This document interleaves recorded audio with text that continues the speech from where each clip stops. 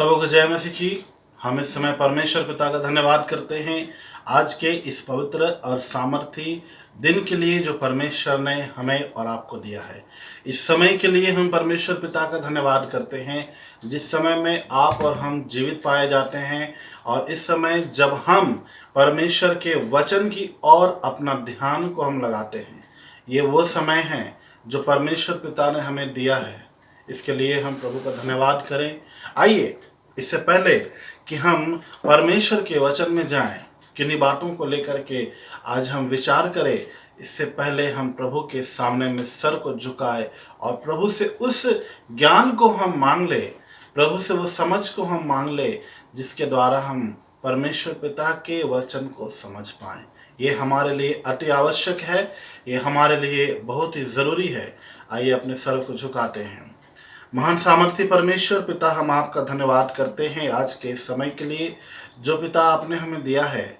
अब्बा, इस समय में आपके वचन को सुनने, आपके वचन को बोलने और आपके वचन पर चलने के लिए हमें अनुग्रह दीजिएगा कि हम आपके वचन के अनुसार रह सकें। पिता, अपने वचन को हमारे हृदय में रख छोड़िएगा। प्रभु, बड़ी दया कीजिएगा। हम आपको स्मरण करते हैं, आदर महिमा सम्मान आपको देते हैं। वचन की रोटी को आप तोड़िएगा, यीशु मसीह के नाम से, आमीन। आज हम बात कर रहे हैं जीवन को जीने के विषय में। जब कभी हम जीवन को जीने के विषय में हम बात करते हैं, हम अपनी सफलताओं की ओर आगे बढ़ते हैं। सबसे पहले जो हमारी सोच है वो हमारी सफलता के लिए आगे बढ़ती है। बिना किसी बात पर विचार किए ही हम सफलता की ओर अपनी बात को लेकर चलते हैं। चाहे कोई शब्द को आप बोले, चाहे आप किसी विषय को लेकर विचार करें, या कोई डिबेट हो जाए, या कभी कभी आप सोच में अगर पड़ जाएं कि हमें जीवन को किस तरह जीना है, तो आपका और सबका मन सफलता की ओर बढ़ जाता है कि हम सफलता की ओर कैसे जाएंगे, किस काम को हम करें कि हम सफलता को प्राप्त करें। हम सफलता को प्राप्त करने के लिए अपना जी जान लगा देते हैं कि हम सफलता की ओर कैसे बढ़ें, हम कौन कौन सा काम करें, कौन से काम में हमें जल्दी सफलता मिल जाएगी। इस तरह से हम कई एक बात को विचार करते हैं। चाहे आप सांसारिक जीवन में आ जाएं, चाहे आध्यात्मिक जीवन में आए, दोनों ही रीति में आप सफलता की ओर विचार जरूर करते हैं, हम जरूर करते हैं। और ये आवश्यक है भी, क्योंकि हम मनुष्य जाति हैं, है तो मनुष्य जाति ही। अब हमें सफलता तो चाहिए ही चाहिए, क्योंकि ज़िंदगी की अगर सीढ़ी अगर हम सोचें तो वो है सफलता, जिसके द्वारा हम आगे बढ़ते हैं। ठीक है, पर हर वक्त में सफलता को प्राप्त करने के विषय सोचना ही काफ़ी नहीं है, क्योंकि जब कभी हम परमेश्वर के वचन की ओर बढ़ते हैं, परमेश्वर के वचन के साथ बढ़ते हैं। मैंने बीते दिनों में आपसे बातचीत किया था परमेश्वर के वचन से कि हमें परमेश्वर के वचन के साथ आगे बढ़ना है। हमने संन्यास लेने के विषय बात नहीं किया था, पर हमने बातचीत किया था जिस तरह से अपने जीवन में एक बच्चा बचपन से ही पढ़ाई लिखाई की ओर आगे बढ़ता है, साथ में वो खेलता कूदता भी है, साथ में वो अपने ज़िंदगी की और भी एक्टिविटीज़ में आगे बढ़ता है। उसी तरह से परमेश्वर के वचन को भी हमें अपने ज़िंदगी में सीखने की ज़रूरत है। इस बात को लेकर हमने विचार किया था और हमने बहुत कुछ सीखा भी था। पर आज उसी बात को लेकर हम और आगे ज़रा सा बढ़ेंगे कि हमें ज़िंदगी में आगे बढ़ने के लिए और क्या चाहिए, या हम यूं कहें कि एक तरह से एक विजयी मसीही जीवन जीने के लिए आपको क्या क्या चीज़ों की ज़रूरत हो सकती है। मेन मुख्य कुंजी क्या है एक विजयी जीवन जीने का? पूरा पूरा बोलूं तो एक विजयी मसीही जीवन जीने का। मैं मसीहत को इसलिए जोड़ रहा क्योंकि मसीहत हर एक चीज में आपके साथ है और हमारे साथ में है। हमारे जीवन में हर एक पल में मसीह जुड़ा हुआ है। हमारी हर एक सांस में मसीह है। मसीहत के साथ जीना और आपके आध्यात्मिक जीवन को छोड़ सांसारिक जीवन को जीने में एक ही बात महत्व रखती है, वो है मसीहत। अगर आप मसीही जीवन जीने के लिए आगे बढ़ते हैं, तो इससे आपको दो लाभ होता है। पहला, आप एक आध्यात्मिक जीवन में भी आगे बढ़ रहे हैं, और एक दूसरा, आप सांसारिक जीवन में भी आगे बढ़ रहे हैं। दोनों ही क्षेत्र में आगे बढ़ते हैं, क्योंकि परमेश्वर को हमारा ध्यान है। परमेश्वर को मालूम है हमें क्या चाहिए। परमेश्वर को पता है हम किस रीति से आगे बढ़ेंगे। हम कितनों ही विचार क्यों न कर लें कि सफलता की और हम आगे कैसे बढ़ें, परमेश्वर के सोच की बराबरी नहीं कर सकते, कितनों ही कुछ कर लें। क्योंकि हमारी सोच एक लिमिटेड एडिशन की तरह है, एक लिमिटेड जगह तक ही हम सोचेंगे, या फिर जो हमें दिखता है हम वहीं तक आगे बढ़ेंगे। पर परमेश्वर की सोच और विचार से हम तुलना नहीं कर सकते। परमेश्वर कुछ और ही करता है। हम जो देखते हैं और जहाँ तक देख पाते हैं वहीं तक आगे बढ़ने के लिए हम दौड़ते हैं, पर परमेश्वर हमारे विषय में सब कुछ जानता है। जिन चीज़ों को हम नहीं जानते, जिन बातों को हम नहीं देख सकते, परमेश्वर हमारे लिए सब कुछ देख और सोच सकता है, नहीं बोलूँगा, बल्कि वो सोचता और करता है। परमेश्वर पिता, इसलिए तो वो परमेश्वर है ना। परमेश्वर पिता इसीलिए परमेश्वर है क्योंकि वो हमसे कहीं आगे है। खैर, ये बात तो सही है। तो आज हम इन बातों की ओर विचार करें कि हम परमेश्वर के दिए हुए उस विजयी जीवन को क्यों नहीं जी रहे हैं, और हमें जिस तरह से जीना चाहिए हम उस तरह से क्यों नहीं जी रहे। आज एक बहुत बड़ा सवाल है।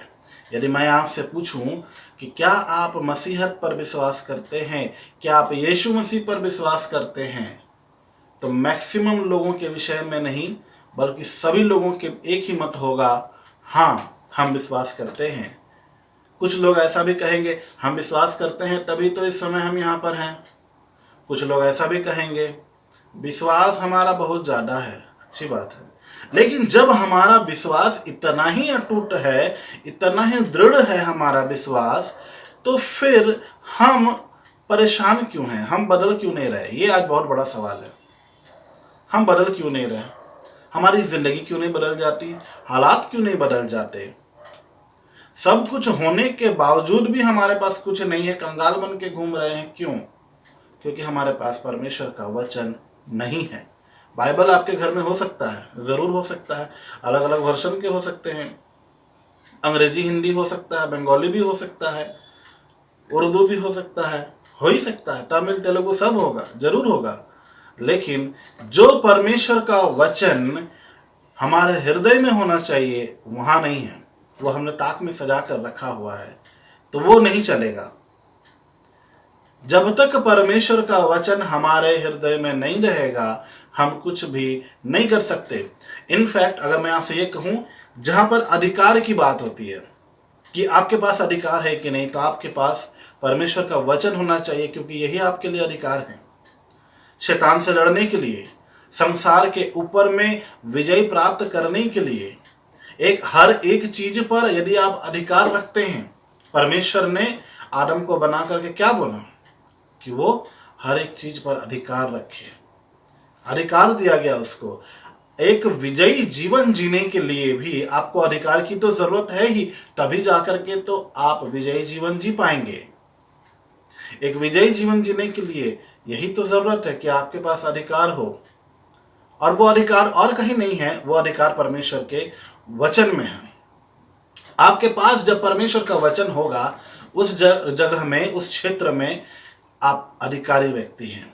जिसके पास परमेश्वर का वचन नहीं है, कुछ लोग परमेश्वर के वचन को बाय हार्ट कर लेते हैं, याद कर लेते हैं, एकदम मुँह ज़बानी याद है, फलाने पद में, फलाने वचन में, फलाने चैप्टर में ये लिखा हुआ है, इस लाइन में ये लिखा हुआ। अच्छी बात है, लेकिन इसका मतलब ये नहीं है कि वो आपके हृदय में है। सुनिएगा, यहाँ पर एक पॉइंट वाली बात है। परमेश्वर का वचन आपके हृदय में है, इसका मतलब कुछ और है, और परमेश्वर का वचन आपके जहन में है, इसका मतलब कुछ और है। परमेश्वर का वचन आपके दिमाग में है, ये एक और बात है। ठीक है, आपके अंदर में आखिर परमेश्वर का वचन किस जगह में है, आपके हृदय में है कि नहीं, वो देखना है। परमेश्वर का वचन में लिखता है, परमेश्वर का वचन हमारे हाथ में है। परमेश्वर तो हमारे हाथ में है, परमेश्वर का वचन उसका वचन हमारे मुंह में भी है, पर क्या उसका वचन हमारे हृदय में है? आपके हृदय में जब तक परमेश्वर का वचन नहीं होगा, आप कुछ कर नहीं पाएंगे, क्योंकि जहां पर उसे होना चाहिए, अगर वो चीज उस जगह में नहीं है, तो फिर आप हवा में हैं। परमेश्वर के वचन को एक एक पद को आप याद कर ले, ये बात और है। पवित्र बाइबल के ऊपर में आपने अध्ययन कर लिया, आपने स्टडी कर ली, आपने कोई कोर्स कर लिया, आपने डिप्लोमा डिग्री बन गए, पीएचडी कर लिया, आपने डॉक्टरी की डिग्री ले ली आपने, ये बात एक सीमित जगह पर है, क्योंकि आपके पास वो ज्ञान है जो संसार में है। सुनने में खराब लगेगा, पर यह सच है। परमेश्वर का वचन आपके दिमाग में है, वो आपके हृदय में नहीं है। अगर परमेश्वर का वचन आपके हृदय में होता, तो आज इस जगह में आप अपने आप को एक मसीही जिंदगी में विजयी घोषित करके और विजेता के अनुसार आप जीते। परमेश्वर का वचन आप मुझसे ज्यादा याद कर सकते हैं, हो ही सकता है, और भी बड़े लोग हैं, और भी ज्यादा लोग याद कर सकते हैं, और अच्छे से बोल सकते हैं, और समझा के बोल सकते हैं, पर इसका मतलब ये नहीं है कि वो उसके जहन में है, वो उसके हृदय में है। नहीं, उसके हृदय में नहीं है। उसके हृदय में अगर होता तो आज उनके द्वारा बुराई नहीं होती, क्योंकि आज जो है सबसे ज्यादा दुनिया के अंदर में कुछ पाया जा रहा है, तो वो व्यभिचार पाया जा रहा है। क्योंकि जब आज के दिन में, या मैं कहूं बीते दिन में भी ऐसा हुआ, जब मैं इस बात को लेकर विचार कर रहा था, पवित्र आत्मा एक बात के ऊपर में ज्यादा जोर दे रहा था कि देख, व्यभिचार चरम सीमा में है। आज के डेट में व्यभिचार सबसे चरम सीमा में चल रहा है, सबसे टॉप में है। मैंने बोला परमेश्वर मैं क्या करूं? बोला तू देख ले, क्योंकि ये चरम सीमा में है। और ये एक ऐसा बीमारी बोल सकते हैं आप, जो मनुष्य को ले डूब रहा है। अधिक से अधिक लोग फंसे हुए हैं, अधिक से अधिक लोग नशे में फंसे हुए हैं, उनको छोड़ दीजिए। बाकी जो बचे हुए लोग हैं, जो अपने आप को अच्छा घोषित करने में भी लगे हुए हैं, वे लोग भी आज के दिन में व्यभिचार में पाए जाते हैं, जो मूर्ति पूजा के बराबर है। कहीं ना कहीं किसी न किसी जगह पर वो फंसे हुए हैं। इसीलिए मैं बात कर रहा हूं विक्टोरियस लाइफ की, मैं इसीलिए बात कर रहा एक विजेता वाले जीवन की, क्योंकि हमें संसार के अनुसार नहीं चलना, संसार में नहीं चलना, बल्कि संसार के ऊपर चलना है। सफलता की ओर हम ना भागें, सफलता हमारे पीछे पीछे चले, ढूंढते हुए आए। ये बात हमारे लिए अति आवश्यक है। तो जिन बातों में हम पीछे रह जा रहे हैं, चाहे आपके बोली चाली में हो सकता है, चाहे आपके स्वभाव में हो सकता है, चाहे किसी न किसी क्षेत्र में आप फंस जा रहे हैं, परमेश्वर के वचन का ज्ञान होने के बाद भी आप रुक जा रहे हैं, इसका मतलब है उसका वचन आपके हृदय में नहीं है। इसका मतलब है वो आपके हृदय में नहीं है। और परमेश्वर का वचन आपके हृदय में होता तो आपसे भूल ना होती। लिखा है जो परमेश्वर से जन्मा है वो पाप कर ही नहीं सकता। अब लोग कहेंगे इस विषय में कि हम तो मनुष्य हैं, तो फिर परमेश्वर से कौन जन्मा? तो बोलेंगे केवल यीशु मसीह जन्मा है। और फिर आप और हम कौन है? परमेश्वर से जन्मा हुआ व्यक्ति ही कौन है?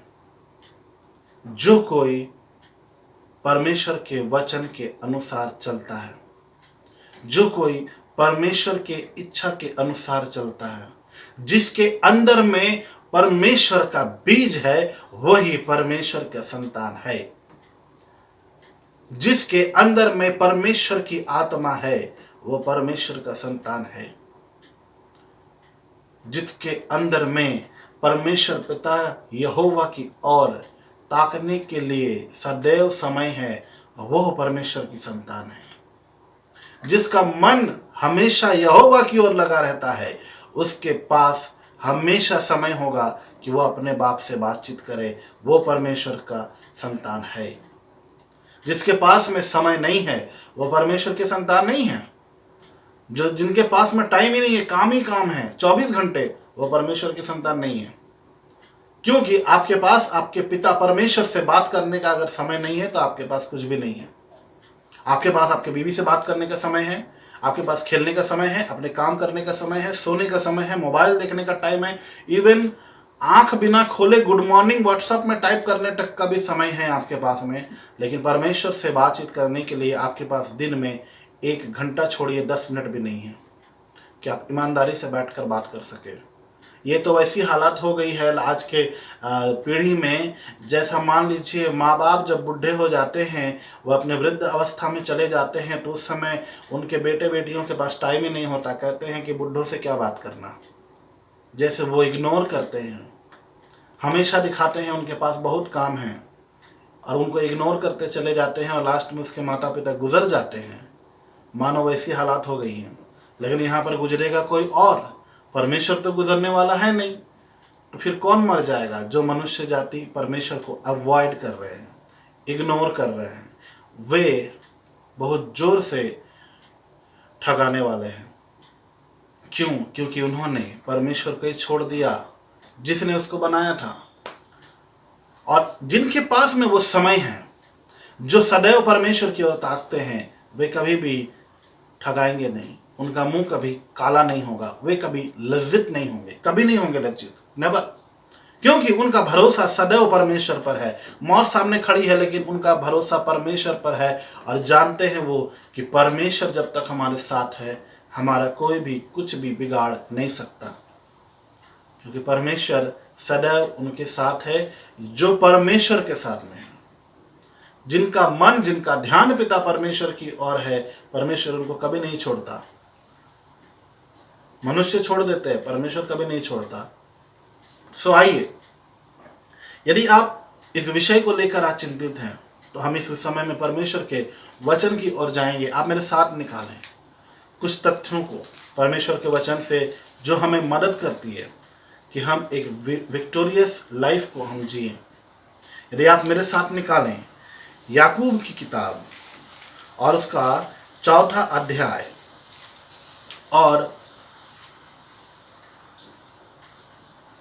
6वां वचन, याकूब 4 अध्याय 6 पद, जो मैं आपके लिए पढ़ना चाहूँ। आप मेरे साथ निकालें याकूब 4 अध्याय उसका 6 पद। वह तो और भी अनुग्रह देता है, इस कारण यह लिखा है, परमेश्वर अभिमानियों का विरोध करता है पर दीनों पर अनुग्रह करता है। परमेश्वर अभिमानियों का विरोध करता है, जो घमंडी है, चाहे उनके पास पैसे का घमंड हो, चाहे उनके पास जीविका का घमंड हो जाए, चाहे नौकरी की हो जाए, चाहे कुर्सी की हो जाए, चाहे उनके पोस्ट का हो जाए, उनके घर का हो जाए, उनके बच्चों का हो जाए कि मेरा बेटा मेरा बेटी ये है, मैं ये हूँ, मैं वो हूँ। जो लोग मैं बकरी की समान बोलते हैं ना, वे लोग घमंडी पाए जाते हैं। क्योंकि मैं एक ऐसा शब्द है जिसका उपयोग करने से बहुत सारी बातें सामने आती हैं। अगर किसी व्यक्ति का कुछ कहना है कि मैं किसी काम को कर सकता हूँ, तो इसमें उसका घमंड प्रकट नहीं होता। पर यदि वो कहे ये काम मैं ही कर सकता हूँ, इसका मतलब है उसमें घमंड है। ऐसा कौन सा जो है काम जो सारे लोग नहीं कर सकते? सभी लोग कर सकते हैं। मैं ही कर सकता हूँ और कोई नहीं कर सकता, इसमें घमंड प्रदर्शित होता है। मैं ये काम कर सकता हूँ, इसमें घमंड नहीं होता, इसमें अहंकार नहीं दिखता कि आप अहंकारी हैं। तो परमेश्वर का वचन से हम देखते हैं कि सबसे पहले हमें नम्र बनना है। नम्रता हमारे जीवन में उतनी ही ज़रूरी है जितना हमारे जीवन में खाना, जितना कि हमारे जीवन में ऑक्सीजन, जितना हमारे जीवन में पानी। अगर खाना, पानी और ऑक्सीजन हमारे जीवन में सबसे ज़्यादा महत्व रखते हैं, तो नम्रता भी कहीं ना कहीं उससे बढ़कर हमारे जीवन में। क्यों? क्योंकि परमेश्वर जो है दीनों पर अनुग्रह करता है। जो नम्र लोग होते हैं उस पर परमेश्वर का अनुग्रह प्रकट होता है। यदि आप मत्ती की किताब में पढ़े तो लिखता है, नम्र लोग पृथ्वी के अधिकारी होंगे। सोच करके देखिए नम्रता कितनी जरूरी है। हर एक व्यक्ति के लिए जरूरी है, हर एक मनुष्य के लिए जरूरी है। नम्रता होनी चाहिए उसके अंदर में। अगर कोई कुछ बोल दे तो चढ़ी हुई आंखें दिखा करके बात नहीं करनी चाहिए, क्योंकि इससे नम्रता प्रकट नहीं होती, वरन इससे घमंड दिखता है। इससे अहंकार दिखता है। और परमेश्वर का वचन में लिखता है परमेश्वर घमंडियों का विरोध करता है, सामना करता है। इसलिए बी केयरफुल। नम्रता सबसे ज्यादा इंपॉर्टेंट है। परमेश्वर के वचन में लिखता है मूसा से अधिक नम्र व्यक्ति कोई नहीं था, कोई नहीं था। मूसा इतना नम्र व्यक्ति था। नम्रता हमारे जीवन में हर एक पल, हर एक क्षण में जरूरी है। अगर आप नम्र व्यक्ति हैं, आप खुद ही देख पाएंगे कि परमेश्वर का अनुग्रह आपके ऊपर है या नहीं है। क्योंकि मेरे साथ में एक बात है, मैं आपको एक बात बताना चाहूँ। मैं परमेश्वर के वचन को केवल नहीं बांट रहा, वरन मेरा भरोसा परमेश्वर पर है। और ये जो वचन है ये प्रैक्टिकल है। इस वचन का हर एक शब्द, हर एक वर्ड, हर एक अक्षर प्रैक्टिकल है। परमेश्वर ने नहीं कहा कि आप इसको पढ़ करके और अपने अंदर में रख दो और अपने अलमारी में बंद करके रख दो, परंतु परमेश्वर ने कहा परख कर देखो कि यहोवा कैसा भला है। परमेश्वर कह रहा है करके देखो। यीशु मसीह कहते हैं तुम मुझसे बड़े बड़े काम करोगे। करने के विषय बोला गया है, काम करने के विषय बोला गया है। अपना ज्ञान बढ़ाने के विषय में नहीं बोला गया कि आप जान गए बहुत अच्छा हो आप तो बहुत जान गए हैं, मुबारक हो, अब तो स्वर्ग का टिकट आपको मिल गया। स्वर्ग जाना तो दूर की बात है, एकदम नहीं। ज्ञान को लेकर के कुछ नहीं कर सकते, क्योंकि हमारा ज्ञान नश्वर है, हमारा ज्ञान अधूरा है। पर हम इस समय में नम्रता की ओर बात कर रहे हैं। जब हमारे जीवन में नम्रता होगा, आप पाइएगा कि हम जब नम्र हैं तो परमेश्वर का अनुग्रह भी हम पर बहुत बहुत है। और इसके बाद अगर आप पाएं तो सबसे बात है कि पक्की बात होनी चाहिए आपके अंदर में। यदि आप मेरे साथ निकालना भी चाहें, मैं आपको साथ निकालूं दूसरा कुरिन्थियों की किताब और उसका पहला अध्याय और उसका 20 पद। जी हाँ, दूसरा कुरिन्थियों की किताब और उसका पहला अध्याय और उसका 20 पद। यह हमारे लिए अति आवश्यक है, क्योंकि आपकी बात जैसे हाँ की हाँ होनी चाहिए और ना की ना होनी चाहिए। परमेश्वर की हर बात हाँ की हाँ ही होती है, उसमें किंतु, परंतु, इफ, बट नहीं लगता। परमेश्वर की हर एक बात बोल दी गई मतलब बोल दी गई। परमेश्वर ने जो कह दिया सो कह दिया, इसके ऊपर और कोई बात नहीं होती। आइए पढ़ते हैं दूसरा कुरिन्थियों उसका पहला अध्याय उसका 20 पद। यदि हमारे बीच में किसी को मिल गया है तो आप जरूर से पढ़ें। क्योंकि परमेश्वर की जितनी प्रतिज्ञाएं हैं वे सब उसी में हाँ के साथ है, इसलिए उसके द्वारा आमीन भी हुई कि हमारे द्वारा परमेश्वर की महिमा हो। हाँ, सबसे बड़ी बात, क्योंकि परमेश्वर की जितनी प्रतिज्ञाएं हैं वे सब उसी में हाँ के साथ है। परमेश्वर ने जितनी प्रतिज्ञाएं मनुष्य जाति को लेकर की रखी हैं, जितना भी प्रतिज्ञाएं की हैं परमेश्वर ने, वे सारी प्रतिज्ञाएं उसी में हाँ के साथ है। लिख दी गई, मुहर मार दी गई, साइन कर दिया गया। अब इसके ऊपर में कोई बात नहीं हो सकती है। क्या परमेश्वर की प्रतिज्ञाएं पूरी होंगी, ऐसा आप नहीं बोल सकते। परमेश्वर ने बोला है ऐसा होगा, शक नहीं करना है, बिल्कुल नहीं, शक नहीं करना है। वरन परमेश्वर की हर एक बात, हर एक प्रतिज्ञा जो उसने की है वो उसी में हाँ के साथ है। और लिखता है इसीलिए उसके द्वारा आमीन भी हुई कि हमारे द्वारा परमेश्वर की महिमा हो। हमारे जीवन में परमेश्वर की हर एक प्रतिज्ञाएं जो दी गई हैं वो हाँ के साथ है। वो किंतु के साथ नहीं है, लेकिन के साथ नहीं है, वो हाँ के साथ है। मतलब परफेक्ट है, एकदम पक्की बात है। हमारी भी बात पक्की होनी चाहिए। जो परमेश्वर अपनी प्रतिज्ञा को करता है वो हमारे लिए अगर हाँ के साथ है तो हमारे जीवन में भी, हमारे मुंह से भी ऐसी ही बातें निकलनी चाहिए, हाँ की हाँ या ना की ना। देखेंगे क्या होगा, सोचेंगे कल बताएंगे, परसों बताएंगे, नहीं, ऐसा करने से होगा। लेकिन यदि वो सब नहीं, डायरेक्ट आपके बात में होनी चाहिए हाँ या नहीं, हाँ की हाँ या ना की ना होनी चाहिए। एक जिंदगी को जीने के लिए जिन बातों की आवश्यकता है उसमें ये एक अहम भूमिका निभाता है। एक अहम मतलब अहम, बहुत ही, अगर आप सोच करके भी अगर आप देखिएगा, ये बहुत ज़रूरी बात है कि आपके जीवन में हर एक बात पक्की होनी चाहिए। कोई भी बात को आप इधर उधर ना बोले। परमेश्वर जितनी भी प्रतिज्ञाएं करता, हाँ मैं तुम्हारे साथ में हूँ, मैं तुम्हारे बीच में हूँ, जहाँ 2 या 3 मेरे नाम से इकट्ठा होते हैं मैं उनके बीच में होता हूँ, जब तुम मुझे पुकारोगे, जब तुम मुझे ढूंढोगे तो पाओगे भी। ये सारी बातें जो परमेश्वर के वचन में उसने कही हैं, ये सारी बातें हाँ की हाँ हैं, पक्की बात है। वैसे हमारे जीवन में भी हर एक बात पक्की होनी चाहिए।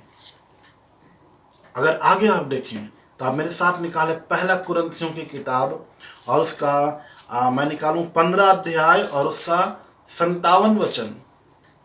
पहला कुरिन्थियों की किताब उसका 15 अध्याय और उसका 57वां वचन। परंतु परमेश्वर का धन्यवाद हो जो हमारे प्रभु यीशु मसीह के द्वारा हमें जयवंत करता है। परमेश्वर का धन्यवाद हो कि परमेश्वर हमें, ये प्रभु यीशु मसीह के द्वारा हमें जयवंत करता है। हम यदि किसी चीज के ऊपर विजय प्राप्त करते हैं तो वो यीशु मसीह के द्वारा होता है। हर एक बात यीशु मसीह के जरिए ही होता है। इसलिए प्रभु यीशु मसीह ने कहा है, मार्ग, सत्य और जीवन मैं ही हूं, बिना मेरे कोई पिता के पास पहुंच नहीं सकता है। नहीं पहुंच सकते आप। अगर जयवंत जीना है तो कोई है जिसने आपको जिताया है। यदि हम पीछे हैं, हम पीछे में हैं और हमारा कमांडर जो प्रभु यीशु मसीह है वो आगे है, वो हमारा राजा आगे है। अगर राजा किसी युद्ध को जीत ले तो वही जीत उस राजा के साथ उस पूरे राज्य के लिए हो जाता है। लड़ाई को जीतने वाला व्यक्ति राजा है और उस राजा के जीत के वजह से उसके राज्य के सारे लोग भी विजयी हो गए। उन्होंने भी उस युद्ध को जीत लिया क्योंकि उसके राजा ने जीता है। इसी कारण इस बात को मैं जरा और स्पष्ट करूं, यीशु मसीह के द्वारा हमें जयवंत करता है पिता परमेश्वर। उदाहरण के लिए, आप बीमार हैं, अगर एक बीमारी के ऊपर फतह हासिल करनी है तो आप क्या करेंगे? एक बीमारी के ऊपर में फतह हासिल करने के लिए, जीत हासिल करने के लिए आप क्या करेंगे? अगर आप एक आध्यात्मिक जीवन को जी रहे हैं, सबसे पहला काम आप करेंगे, प्रार्थना करेंगे। मे भी हो सकता है कि वो प्रार्थना आप तेल और पानी को लेकर करें, हो सकता है कि तेल पानी लगा दिया आपने फिर प्रार्थना किया, हो सकता है। या ऐसा भी हो सकता है कि आप नॉर्मल भी प्रार्थना कर सकते हैं, यीशु मसीह के नाम से ये बीमारी निकल जाए, ये दूर हो जाए, कुछ भी कर सकते हैं। लेकिन यहाँ पर एक वर्ड आता है, वो है यीशु मसीह के नाम से। अब आप चाहे प्रभु यीशु मसीह नासरी के नाम से या यीशु मसीह नासरी के नाम से या यीशु के नाम से कुछ भी बोल दीजिए, आता तो वही नाम है। क्योंकि शिफा, आजादी, उद्धार सब कुछ यीशु मसीह के नाम में है और कोई नाम नहीं है। आसमान और धरती के ऊपर केवल एक ही नाम है उसके बीच में, वो नाम है यीशु मसीह का नाम।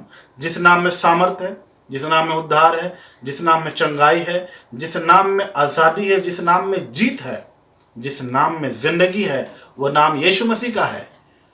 बिना यीशु मसीह के नाम का कुछ होने वाला नहीं है। क्यों? क्योंकि यीशु मसीह हमारा राजा है, उसने जीत हासिल की और उस जीत के हकदार हम बन जाएं, परमेश्वर की ये दिलो तमन्ना है।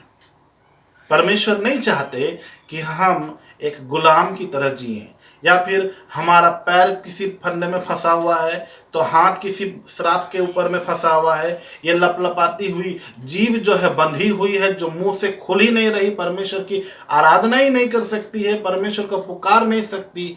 परमेश्वर नहीं चाहता ऐसा। वो चाहता है कि हम आज़ाद हो जाएं। तो इसके लिए सबसे पहला और ज़रूरी बात यह है कि परमेश्वर हमें यीशु मसीह के जरिए हमें जयवंत मसीह जीवन देता है। कि हाँ, एक नाम है, जिस नाम को लो तो तुम आज़ाद हो जाओगे। इस नाम को लो तो तुम्हारे अंदर से बीमारियां निकल जाएंगी। दुष्ट आत्मा भी यीशु मसीह के नाम से डरते और कांपते हैं। सबसे बढ़कर है यीशु मसीह का नाम। अब इस नाम को लेने के लिए कुछ कंडीशन बन जाते हैं। जो विश्वास करेगा उसके लिए ये चिन्ह होंगे। फिर लिखता है, जो कोई प्रभु का नाम लेगा वो उद्धार पाएगा। पतरस और याकूब जब जा रहे थे पतरस और यूहन्ना जा रहे थे, 12 चेले जब जा रहे थे, किसी भी क्षेत्र को उठाकर देखिए, वहां पर वो यीशु मसीह के नाम से कमांड कर रहे थे। चाहे बीमार हो, चाहे दुष्ट आत्माएं हों, यीशु मसीह के नाम से वो आदेश देते हैं और वहां पर वो चीज हो जाता है। यीशु मसीह ने भी कहा, तुम मेरे नाम से जो कुछ मांगोगे वो तुम्हें मिलेगा। नाम यीशु मसीह का है। परमेश्वर हमें विजयी जीवन देता है, हमें जयवंत करता है हर एक बातों के ऊपर में, तो वो यीशु मसीह के जरिए हमें जयवंत करता है, और कोई नाम नहीं है। आप किसी और व्यक्ति का नाम ले भी नहीं सकते, उसमें कुछ हो, ले क्यों नहीं सकते, आप ले सकते हैं, लेकिन उससे कुछ होने वाला नहीं है, क्योंकि उस नाम में वो पावर नहीं है ना, वो नाम में वो पावर नहीं है। अब आप बोलिएगा कि ये चीज जो है आप जो कह रहे हैं ये सत्य है, पर यीशु मसीह का नाम लेने वाला व्यक्ति भी योग्य होना चाहिए। एक दारू पीने वाला व्यक्ति यीशु मसीह का नाम लेता है, अच्छी बात है। एक बुरा व्यक्ति, एक भला व्यक्ति, सब यीशु मसीह का नाम लेते हैं, तो फिर काम हो क्यों नहीं रहा? जयवंत जीवन को हम जी क्यों नहीं पा रहे हैं? क्या ऐसी खूबी है इस यीशु मसीह के नाम को लेने के लिए? ये आपको जानना जरूरी होगा। लेने वाला नाम यीशु मसीह का सबको ही है, सारे लोग यीशु मसीह का नाम लेते, पर भाई काम क्यों नहीं हो रहा है? काम होना भी तो चाहिए, उसके लिए कुछ बातें हैं, उसके लिए कुछ बातें हैं। यीशु मसीह के नाम को लेने के लिए कुछ बातें हैं जिनकी हमें अति आवश्यक है वो जानना। हम फिर कभी समय मिलेगा तो हम आपसे इस विषय में जरूर बात करेंगे कि किन बातों की ओर हमें जाना चाहिए। एक बात है कि परमेश्वर पिता हमें प्रभु यीशु मसीह के द्वारा जयवंत करते हैं, अर्थात परमेश्वर पिता भी चाहते हैं कि हम एक जयवंत मसीह जीवन को जी ले। पहले आज हम सीख तो ले, हम जान तो ले कि हमें जीवन जीना है जो जयवंत के हिसाब से, वो हम जिएंगे कैसे, क्या चीज़ें होनी चाहिए। इसके बाद हम देखेंगे कि और क्या क्या बातें हैं, जैसे यीशु मसीह के नाम को लेने में हमें किन बातों की ज़रूरत है, क्यों काम नहीं बनता, सारे लोग यीशु मसीह का नाम ले रहे हैं तो काम क्यों नहीं बन रहा है। इन बातों को हम फिर देखेंगे, ठीक है। चलिए, यहाँ पर क्या है कि एक तरह से आप देखिएगा, जिस तरह से एक फूल खिलता है, जिस तरह से अंधेरे में उजाला हो जाता है, उसी तरह से आप देखिएगा जयवंत होना किसी समस्या के ऊपर में, किसी संकट के विषय में जयवंत होना भी उसी तरह से एक फूल के खिलने के बराबर है, अंधेरे में उजाले के बराबर है। एक दुखी समय में आनंद के उजागर होने के समय में आप इसके साथ इसकी समानता कर सकते हैं। ये बहुत ज़रूरी है। आइए आगे देखते हैं, और जो है हमें सबसे पहला क्या करना है। और एक बात है, आपके जीवन में फोकस होना चाहिए, आपका ध्यान केंद्रित होना चाहिए। यदि आप मेरे साथ नीति वचन की किताब निकालें, प्रोवर्ब्स नीति वचन, उसका 4 अध्याय और उसका 23वां वचन, यदि किसी को मिले तो वह जल्दी से निकालें। नीति वचन की किताब और उसका 4 अध्याय और उसका 23वां वचन। सबसे अधिक अपने मन की रक्षा कर, क्योंकि जीवन का मूल स्रोत वही है। जीवन का मूल स्रोत मन है, मन। परमेश्वर का वचन नीति वचन में 4 अध्याय और उसका 23वां वचन में लिखता है कि सबसे अधिक अपने मन की रक्षा कर, क्योंकि जीवन का मूल स्रोत वही है। मन की रक्षा करना अति आवश्यक है, अर्थात मन को केंद्रित करना। ये मन बड़े जल्दी भटक जाता है, इस मन को केंद्रित करना होगा, इस मन को एक जगह में फोकस करना है कि नहीं, तुम्हारा भरोसा परमेश्वर है तो परमेश्वर ही है, तुम्हारा भरोसा इधर उधर नहीं होना चाहिए। आप जिस जीवन के नाव में सवार हैं, वो जीवन का नाव जब चल रहा है और समुद्र के बीच में अगर बड़े बड़े लहरें भी उठ रही हैं तो भी आपको नहीं डरना, क्योंकि आपका भरोसा परमेश्वर पर है। अगर उस समय में अगर आप उन लहरों को देखकर डर गए या आपका भरोसा इधर उधर हो गया तो आप गए, आप डूब जाएंगे, पक्का पक्की डूबेंगे। लेकिन अगर उस नाव का जो माझी है, अगर आपका भरोसा उस पर है तो आप नहीं डूबेंगे। जीवन का उस नाव का जो माझी है, उसका नाम प्रभु यीशु मसीह होना चाहिए आपके और सबके जीवन में। तब जाकर जब समुद्र की बड़ी से बड़ी लहरें उस नाव से टकराएगी तो वो नाव डूबेगा नहीं, क्योंकि उसका माझी प्रभु यीशु मसीह है। प्रभु यीशु मसीह को पता है कि किस तरह से उस नाव को लेकर जाना है ताकि ये ना डूब जाए। अर्थात मानव जाति के अंदर में ऐसी कोई खूबी नहीं पाई जाती जिसको लेकर मानव घमंड कर सकता है। लेकिन पौलुस कहता है कोई घमंड करे तो इस बात पर करे कि परमेश्वर को वो जानता है। पौलुस के वचन में लिखता है यदि कोई घमंड करे तो वो इस बात पर करे कि वो परमेश्वर को जानता है। आपको यही बात मैं समझाना और बताना चाहता हूं कि आपका मन सदैव परमेश्वर की ओर लगा रहे, उसको वो इधर और उधर नहीं होना चाहिए। इधर उधर होने से ही दिक्कत है, बहुत परेशानी है। मैंने कहा ना, उस जहाज का कप्तान, उस नाव का माझी यीशु मसीह होना चाहिए। तब आपको सारा भरोसा उस माझी के ऊपर में होना चाहिए। उसको पता है वो नाव को कैसे निकालना है तूफान से, उसको पता है बड़ी बड़ी लहरों से उसको कैसे बचाना है ताकि नाव डूब ना जाए। अभी एक एक जन है तो नाव ही होगा, अब ज़्यादा लोग हो जाएंगे तब आप जहाज बोल सकते हैं। लेकिन अगर जीवन की नैया जो सबको अकेले जीना है, आप अपने साथ अपने फैमिली मेम्बर के, अपने रिश्तेदारों में से किसी को भी स्वर्ग लेकर नहीं जा सकते। आप किसी को भी कुछ बोल नहीं सकते, बचा नहीं सकते, नहीं कर सकते। आपकी ज़िंदगी की जो दूरी है उसको आपको खुद तय करना है। इसीलिए नाव बोलना ही उचित होगा। और सबसे ज़्यादा और अत्यधिक ज़रूरी ये बात है कि आप हमेशा अपना समय परमेश्वर को जानने में लगा रहें, परमेश्वर की खोज में आप लगे रहें। जो कोई ढूंढता है वो पाता है। परमेश्वर का वचन कहता है कि जब तक यहोवा मिल सकता है उसे ढूंढो। जब तक परमेश्वर को ढूंढना है, परमेश्वर के वचन को ढूंढना है। जो परमेश्वर का वचन में लिखता है ऐसा कि जो अति भोर को परमेश्वर को ढूंढते हैं वो उसे पाते हैं। आपको परमेश्वर को ढूंढना है। मैं जानता हूं कि ये समय अति व्यस्ततापूर्वक जीवन हो गया है आज मानव जाति के लिए। मैं जानता हूं क्योंकि मैं भी इसी संसार में ही हूं। मैं मंगल ग्रह में नहीं हूं, मैं भी यही हूं। मुझे पता है मैं किसी और जगह में नहीं रहता। पर इस व्यस्ततापूर्वक जीवन में भी आपको परमेश्वर को याद करना है, परमेश्वर से बात करना है, परमेश्वर को समय देना है।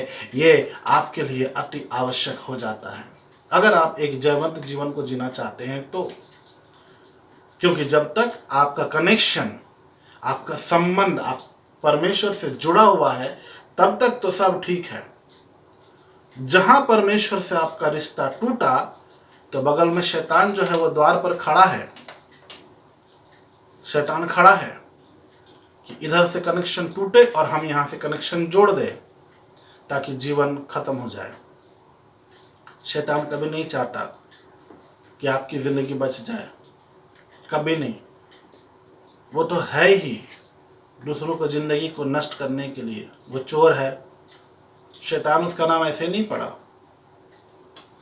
उससे ज़्यादा मतलब गया गुजरा और कहीं नहीं मिलेगा। शैतान इतना गया गुजरा है, कुछ भी नहीं है। लेकिन लोग आज उससे ज़्यादा डरते हैं। परमेश्वर से लोग नहीं डरते, लोग शैतान से ज़्यादा डरते हैं। पता नहीं क्यों डरते हैं। इसी से पता चलता है जो लोग शैतान से डरते हैं, इसी बात से पता चलता है कि वो परमेश्वर के हैं या शैतान के हैं। सॉरी टू से बट दिस इज ट्रूथ। ये सत्य है। लोग आज शैतान से ज़्यादा डरते, परमेश्वर से नहीं डरते। यहोवा पिता परमेश्वर से कोई नहीं डरता, बहुत कम लोग, लेकिन शैतान से ज़्यादा डरते हैं। याद रखिए, भय केवल परमेश्वर का मानना है। डर केवल परमेश्वर के प्रति होना चाहिए और किसी के प्रति नहीं। यदि आप एक विक्टोरियस लाइफ को जीना चाहते हैं तो ये आपके लिए अति आवश्यक है कि आप परमेश्वर के वचन को लेकर चलें, जो आपको हर एक समय में अंश अंश करके आपको बदलता है, हर एक बातों में आपको संभालता है, जो चाहता है कि आप एक जयवंत मसीह जीवन को जी लें। वो चाहता है कि आप नष्ट ना हो जाएं, उसको लेकर के चलें। अपने जीवन में आप परमेश्वर के वचन को लेकर चलें। अधिक से अधिक समय आपको परमेश्वर को देना है। जब अधिक से अधिक समय आप परमेश्वर को देते हैं, उस समय में आप कभी भी लज्जित नहीं होंगे, क्योंकि आप सदैव परमेश्वर की ओर ताकते हैं। आप सदैव परमेश्वर की ओर देख रहे हैं। आपका ध्यान परमेश्वर के वचन की ओर है। आपका ध्यान उस स्वर के ऊपर में है, इसलिए आप कभी भी लज्जित नहीं होंगे। अगर आज आप इस बात को लेकर के ठान लिए हैं, अगर आप आज सोच लिए हैं कि नहीं, अब से जब देखना है तो परमेश्वर की ओर देखना है, अब से समय देना है तो केवल परमेश्वर को देना है, तो आप इस समय अपने स्थान पर खड़े हो सकते हैं। जरूर हो सकते हैं। जरूर है कि इस समय मैं समझूं कि आपके पास परमेश्वर का वचन होगा। आप इस समय मेरे साथ में हर एक वचन को जरूर खोले हैं। मैं विश्वास करता हूं कि आप खोले हैं। जो परमेश्वर का आदर करता है, जो परमेश्वर का सम्मान करता है, वो इस समय जरूर परमेश्वर के वचन को खोलकर मेरे साथ पढ़ा होगा।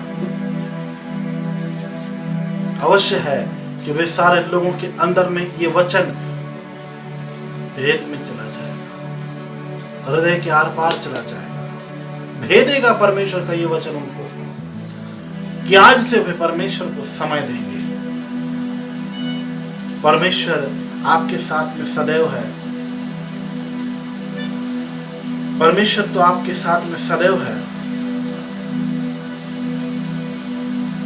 आप परमेश्वर के साथ में है या नहीं, ये देखना और जानना अति आवश्यक है। इस कारण इस समय अपनी आंखों को बंद करें, अपना हाथ एक बार स्वर की ओर उठाएं। मैं भी हो सकता है, यदि आप बीमार भी हो सकते हैं, कोई बात नहीं, बीमारी वाले स्थान पर हाथ नहीं रखना। आपको परमेश्वर की ओर, स्वर्ग की ओर हाथ उठाना है। आपको अपना हाथ स्वर्ग की ओर उठाना है। परमेश्वर की ओर अपने हाथों को उठाएं और उसको महिमा दें। परमेश्वर आपके जरिए अपनी महिमा को लेना चाहता है कि परमेश्वर की महिमा हमें बनी रहे, परमेश्वर की महिमा हमें बनी रहे। होली स्पिरिट, परमेश्वर से कहे, परमेश्वर पिता, मैं आपकी महिमा करना चाहता हूँ। आज से जो कुछ हो गया सो हो गया परमेश्वर, पर आज से सब कुछ बदल दीजिए आप। आज मैं अंगीकार करता हूँ, यदि आपकी जुबान पर अगर बंधवाई है, आप अपनी जुबान से परमेश्वर की महिमा नहीं कर सकते हैं, आप इस समय में कर सकते हैं कि यीशु मसीह के सामर्थी नाम में मैं अपने जीवन से हर एक बंधवाई को, अपने जुबान से हर एक बंधवाई को मैं तोड़ता हूँ और तोड़ती हूँ यीशु मसीह के सामर्थी नाम में। आप बोलेंगे और वो होगा। इतना तो बोल ही सकते हैं, गूंगे नहीं है। अगर आप चाहते हैं कि हर एक बंधवाई से आप आजाद हो जाए, तो ये प्रेजेंट में वो समय है। आपको अपनी बीमारी के लिए प्रार्थना नहीं करनी, मैं बोल रहा हूं। आप अपने हाथों को उठाकर परमेश्वर को दोनों हाथ उठाकर धन्यवाद दें और आप चंगे हो जाएंगे। जो लोग आज बंधवाई में इनको महसूस होता है कि वे बंधवाई में हैं, यीशु मसीह के सामर्थ्य नाम में आपसे मैं कहता हूं, आपने दोनों हाथ उठा करके इसी अवस्था में आप परमेश्वर को महिमा दे, आप आजाद हो जाएंगे। हालेलुया, आप आजाद हो जाएंगे। परमेश्वर से कहिए, मैं यहाँ पर हूँ।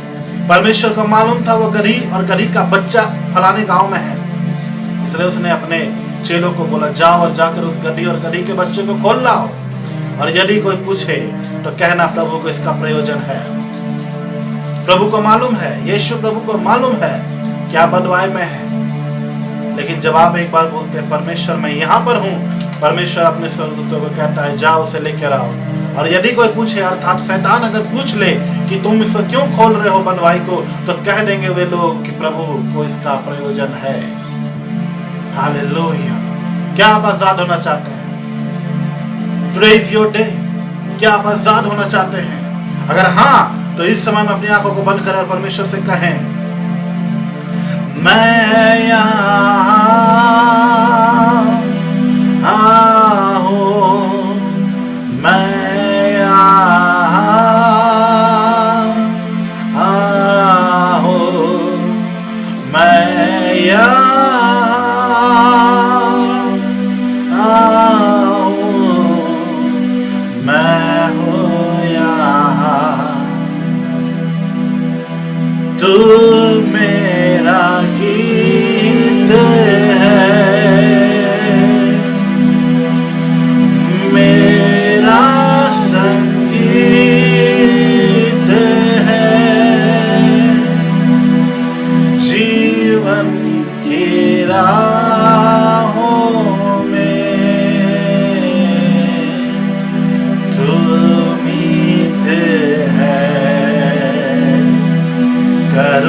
अब तेरी आराधना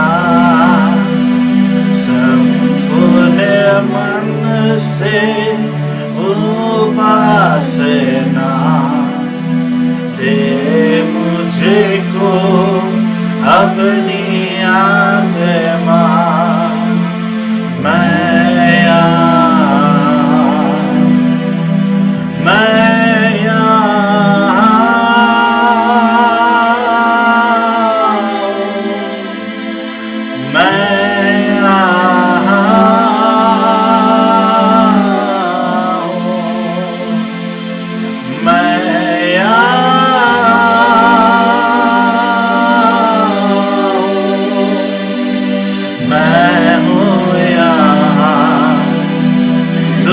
मेरा गीत है, मेरा संगीत है,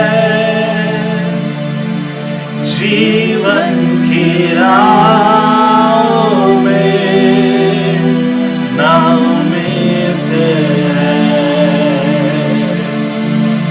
अंधेरी वादियों कहे परमेश्वर से, ये कोई गीत नहीं है, आपके जुबान से निकलना हुआ प्रार्थना होना चाहिए। अंधेरी वादियों में तू ही दीप है, जब मैं अकेला नाउमीद अब तेरी आराधना संपूर्ण मन से उपासना दे मुझे को अपनी आत्मा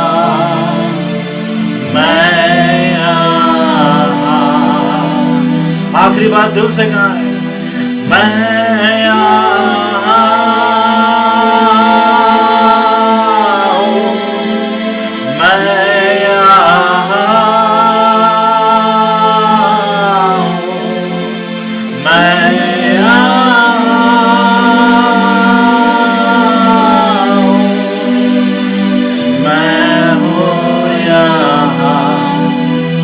धन्यवाद यीशु, मैं हूँ यहाँ। प्रभु हम आपका धन्यवाद करते हैं पिता, जितने लोग इस समय में एक जयवंत मसीह जीवन को जीने के लिए जो जीवन आपने दे रखा है अब्बा, उस जीवन को जयवंत रीति से जीना चाहते हैं। आज से जितने लोगों ने ये प्रण ले लिया, जितने लोगों ने दृढ़ निश्चय कर लिया है प्रभु, आप उन हर एक के हृदय को जांचते और जानते हैं परमेश्वर। बेटा इस समय में सारे लोग खड़े हुए अपने दोनों हाथ उठाकर आपके स्वर की हो।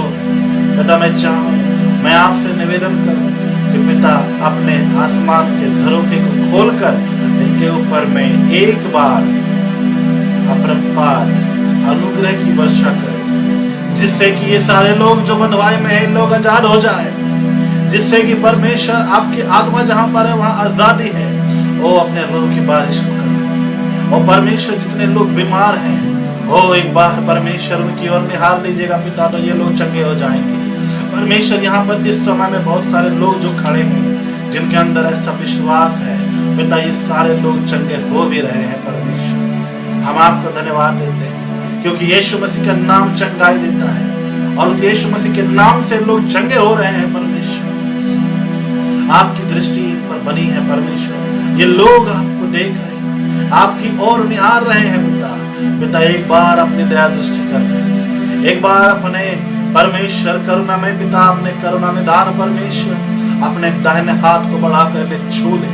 इस व्यस्तता पूर्वक जीवन में इस समय में जब परमेश्वर हर एक लोग आज समय का गुलाम हो गया है पिता, एक बार आपके स्पर्श को चाहता है बाप। कहीं न कहीं इनका हृदय परमेश्वर अकेलापन को महसूस करता है लॉर्ड। एक बार पिता अपने स्पर्श को दे पिता, आप एक बार अपने स्पर्श को दें ताकि लोग परमेश्वर आज एक बार फिर से इस स्पर्श को महसूस करने पाए, कि मेरे परमेश्वर यहाँ पर है, वो जिंदा है, और वो जिंदा है, और आज भी परमेश्वर मुझे छू रहा है। आज भी परमेश्वर मुझसे बोलना, बातचीत करता है। इस बात का दृढ़ निश्चय जो इन्होंने लिया है बेटा, इसको लेकर ये आगे बढ़ने पाए, आपको लेकर ये आगे बढ़ने पाए, आपके वचन को लेकर ये लोग आगे बढ़ने पाए। बेटा, बड़े दया किए हैं आपने। इस समय आपने हमारी प्रार्थनाओं को सुना है, और इस समय आपने हर एक लोगों के जीवन में अनुग्रह दिया है, आपने दे दिया है। अद्भुत काम इनके जीवन में हो चुके, हर एक रुके हुए काम इनके बन चुके, हर एक समस्याओं से ये समय आजादी इनके नाम पर घोषित कर दी गई है यीशु मसीह के नाम से। लोग बीमारी से आजादी हो रहे हैं, जो बेड में है वो यीशु मसीह के नाम से खड़े हो रहे हैं। बीमारी इनको छोड़कर जा रही है, बीमारी इनको छोड़कर जा रही है। ऐसा मैं खुद से नहीं कह रहा, पवित्र आत्मा इस समय मुझसे कह रहा है, और मैं आपसे कह रहा हूँ। लोग जो इस समय कुछ हैं, जो बीमार हैं, जो बेड पर हैं, यीशु मसीह के सामर्थ्य नाम में वे खड़े हो रहे हैं। आशा की किरण बहुत से निराश होने वाले लोगों के जिंदगी में भी आ रही है। हालेलुया। पवित्र आत्मा, हम आपका धन्यवाद और धन्यवाद करते हैं, इबादत करते हैं, तारीफ करते हैं। खुदा परमेश्वर, आपको परमेश्वर हम महिमा देते हैं। आपने ऐसा कर दिया है प्रभु, इसके लिए धन्यवाद करते हैं प्रभु, इस समय के लिए धन्यवाद, यीशु मसीह के सामर्थ्य नाम। आमीन, आमीन, आमीन। हम इस समय में परमेश्वर का धन्यवाद करते हैं कि परमेश्वर ने अद्भुत रीति से काम किया है, और जरूर है कि इन वचनों के द्वारा और आज के इस वचन के द्वारा आप आशीष पाए हैं। इसलिए हम प्रभु का धन्यवाद करते हैं। आगे बढ़ते रहिए, प्रार्थना करते रहिए। हम आप सबसे विदा लेते हैं। सबको जय मसीह की।